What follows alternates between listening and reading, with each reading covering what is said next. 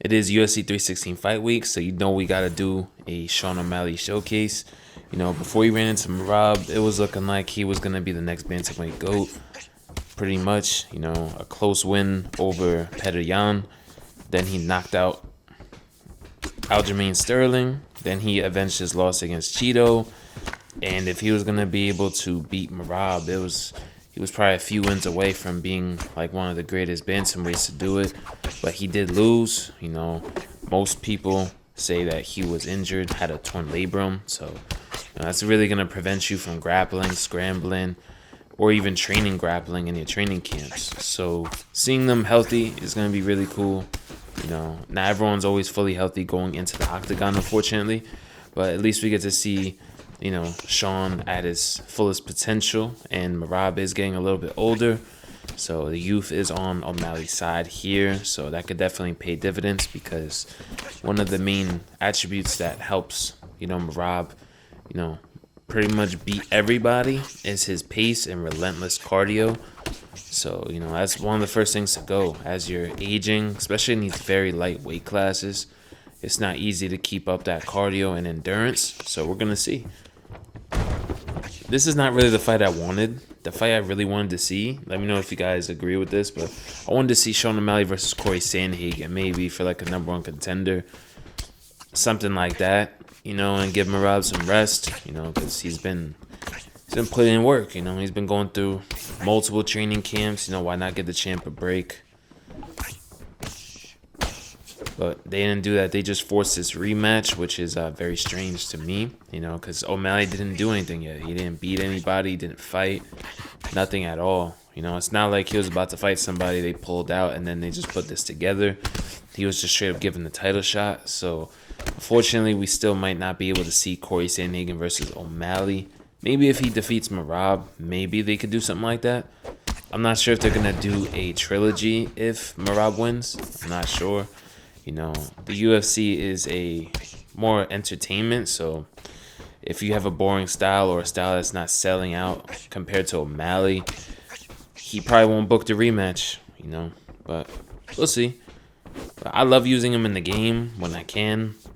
It's really hard to use him because a lot of people just defaultly go O'Malley. Like when I was recording this showcase, like so many people were going Sean O'Malley and trying to mirror match me. It took me a very long time to get this footage, but look at that. Hit him with a nice spinning kick right there. Those are harder to land because it's very slow and very telegraphed. So I'm actually surprised I landed that. But for the most part, we're trying to be a sniper. You know, use our range, use our 1-2s at the distance, use our kicks, you know, as much as I can. You know, it's really hard to kickbox, at least in this game, you know, compared to some of the older ones, you know, but we're going to definitely try. Now, this Cheeto's pretty much just getting tagged up, and I can tell you he doesn't know what he's doing by the way he's moving around the octagon. Look at that. Nice level-changing combo right there. Try to throw in the T. Like, look at his stamina already. His stamina's pretty much done, and we're only in round 2. But for the most part, we got him against the fence, so we're going to hit him with tons of level-changing combos. Just constantly switch it up, going from high-low, low-high. That's what you got to do when you got somebody on the fence like that, because it's hard for them to move, because there's nowhere they can really go. And at some point when he's along the fence, he can't really pull either. So, you know, throwing those big level-changing combos, it's going to be very hard for him to tell what you're going to hit, especially if you're switching it up. And that's why I say go high-low, low-high. Make it very easy to finish these guys. Especially if you're chasing that finish. Maybe you need a finish. You know, that's how you would want to do it. Nice spinning body kick right there. Try to go for the flying knee. See, look at that. These level-changing combos. He's trying to intercept us and trying to go in between our combos, but Sean O'Malley's hands are way too fast. This is a UFC 299 alter ego, so this is pretty much peak / prime O'Malley, you know, before he got any nerfs from his loss. But it's pretty cool to see the pink shorts anyways. You know, it's like custom shorts. Look at that nasty rear elbow counter right there. Knocked him out. Facing Marab himself. Most part, I'm expecting some type of wrestling and, you know, him pushing the pace really heavily. So, Yeah, this player is already pushing the pace. But we're going to punish the body every time he whiffs a couple shots, and it'll just knock his stamina down to nothing relatively quick. So I'm not really too worried about his output and pace. You know, he doesn't have crazy power. But sometimes, yeah, people like this could definitely catch you off guard. Like, I got stuck there, and I was even trying to counter. It's crazy how much you could still throw in this game. So that's why we got to punish him every single time he starts throwing like that. Try to hit his body, tag up the body. And regardless of skill level, guys, like, I like to practice, you know, all the things I'm learning, even against, you know, people I could run through. You know, why run through them when I could practice my techniques on everybody? You know, like things I learned about low kicks, things I learned about distance, kickboxing, and just being very sharp. I still like to do that, even though I could probably run through and just spam pull counters on the guy. I like to make it like very clean, so I can get those repetitions and muscle memory in. So when I do run into competition, I'm more than ready, you know, to do what I need to do to win. So that's also how I got really good with kickboxing, distance, and just learning the game in general. Quick fight, great place for it. And it's fun, you run into a lot of unique styles, and it helps you sharpen up your defense because, man, the amount of like crazy styles I ran into, you know, just playing quick match, even for the past few days, is crazy. They'll throw things you never knew were possible, you know, not in a very smart way, but it definitely catches you off guard. And with how damage feels now after that latest patch, they can definitely catch you. Which, you know, fair enough. You know, that's how it is in MMA. Might not be the better striker, but, you know, you catch somebody with a heavy shot, a well-timed counter, and bang, you're gone.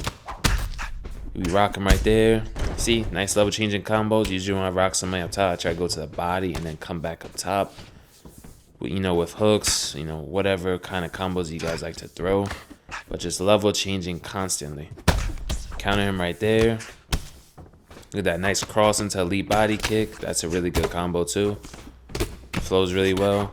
I was surprised he didn't get knocked down because like I timed a nice body knee while he was throwing those hooks. No short term. Thought I was gonna drop him, but he was able to eat that.